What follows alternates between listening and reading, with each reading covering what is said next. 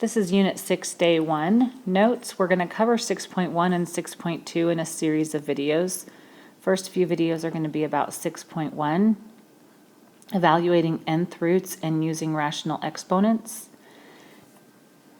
We're going to start off with a few examples of evaluating nth roots. This n is an index, and it indicates the root that you should be taking. So this is the nth root of a. A is what's underneath your radical.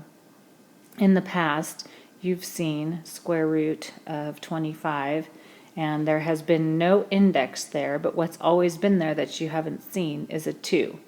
It's understood to be a 2 if nothing is there, and then you know how to evaluate. You're looking for 2 of things underneath the radical, and the square root of 25 is 5.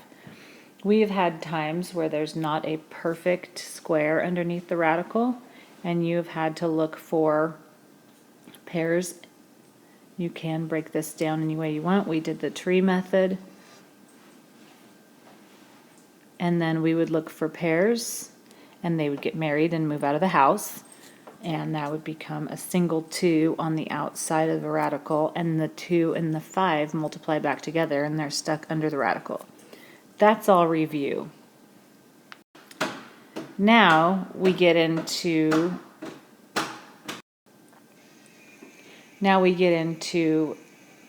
nth roots where the index n could be higher than 2, something like the third root of 64.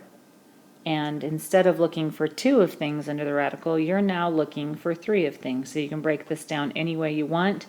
You might already see it. I'm going to break this down to 8 and 8.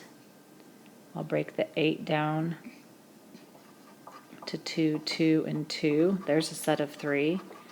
And the other 8 to 2, 2, and 2. There's another set of 3s. So I'm circling sets of 3. And when I circle a set of 3, that gets to come out by itself out front. Circle another set of 3, another 2 comes out, and you have 4.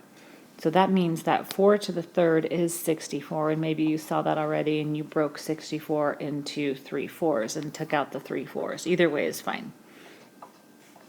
Now you could have, with odd indices, odd, like 3 or 5 or 7, you are allowed to have a negative underneath the radical.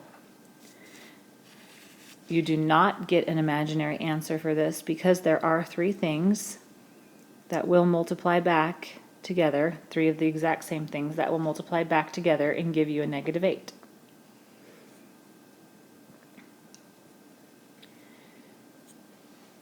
Now, if you have an even integer index, like 4, and you had a negative underneath the radical, we'll use 16 because so since we have an even integer, we're looking for an even number of things that will multiply back to 16.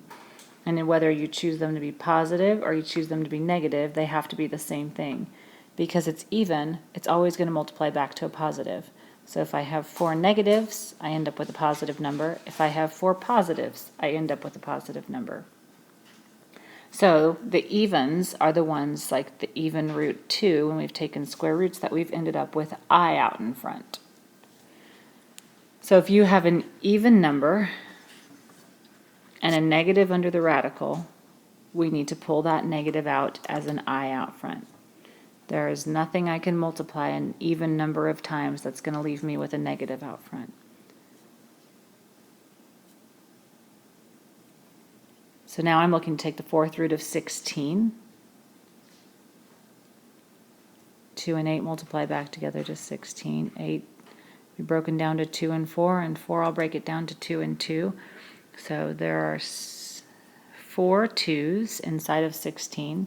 Since my index is 4, I'm looking for 4 of things. I've circled all 4 of them. Nothing's left under the radical, so they come out, and they're with the I out in front.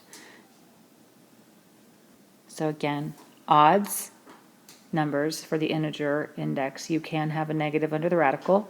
Even numbers, if there's a negative, it has to have imaginary answers. Okay. So, home. Do you want to save the project? Yes, I want to save the project. Export to. Let's just enter project Okay. name. Aubrey, can I come sit over there with you? Aubrey, do you have questions? On number 1, that's all. Yeah, you can. Did you do the rest of them, Ups? Aubrey, I'm